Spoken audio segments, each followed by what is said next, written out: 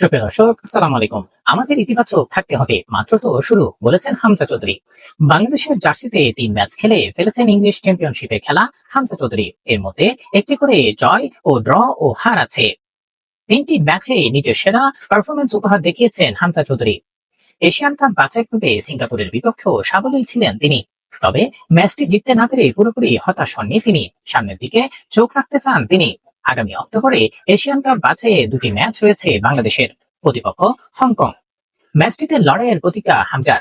সিঙ্গাপুরের বিপক্ষে ম্যাচ শেষে ফেসবুকে সমর্থকদের উদ্দেশ্যে হামজা লিখেছেন, আমরা যেমনটা চেয়েছিলাম তা হয়নি, কিন্তু দল ও জাতি হিসেবে আমরা গর্বিত হতে পারি।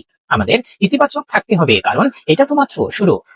ইনশাআল্লাহ খুব শীঘ্রই আমরা সেই জায়গায় পৌঁছাবো যেখানে পৌঁছাতে চাই।